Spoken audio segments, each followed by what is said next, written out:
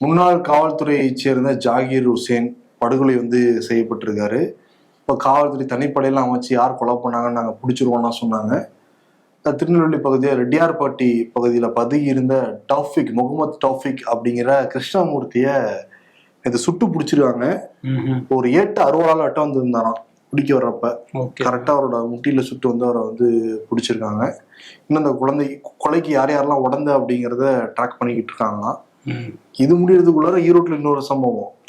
நெடுஞ்சாலையில எல்லா வாகனமும் போய்கிட்டே இருக்கு, நிப்பாட்டி சாவகாசமா வெட்டிக்கிட்டு இருக்காங்க. ஆமா, இது ஏதோ நார்த் இந்தியாவில் நடந்த சம்பவம் மாதிரி இருந்துச்சு அந்த வீடியோலாம் பார்க்கும்போது. ஆனா இங்க தமிழ்நாட்டில் தான் நடந்திருக்கு. சேலம் மாவட்டம் கிச்சிப்பாளையம் பகுதியை சேர்ந்த ஒரு ரவுடி தான் ஜான்கிறவர்.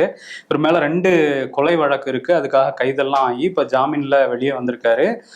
கார்ல ஒரு மனைவியோட ஒரு உறவினர் வீட்டுக்கு போயிட்டு இருந்திருக்காரு. வழி மறிச்சு அவரை நெடுஞ்சாலையில வச்சு 4 பேர் வெட்டி சாய்ச்சிருக்காங்க. அவர் சம்பவ இடத்துல உயிரிழந்துட்டு தான் சொல்றாங்க. அவங்க மனைவி கதறாங்க. அங்க இது இப்போ 3 பேரை அரெஸ்ட் பண்ணியிருக்கோம் அப்படின்னு சொல்றாங்க. என்ன காவல்துறையில என்ன சொல்றாங்கன்னா, 2020 செல்லத்துறைன்னு ஒரு ரவுடியை கொலை பண்ணாங்க. அதுக்கான முன்விரோதம் காரணமாக தான் ஒரு பழிவாங்கல் நடவடிக்கை அப்படின்றாங்க. ஸோ ஏற்கனவே இவருக்கு ஒரு த்ரெட் இருந்திருக்கு, கொலை வழக்கெல்லாம் இருந்திருக்காரு. கண்காணிக்காம என்ன பண்ணாங்க காவல்துறைங்கிற கேள்வி திரும்பியும் இந்த வழக்குலையும் நமக்கு வருது.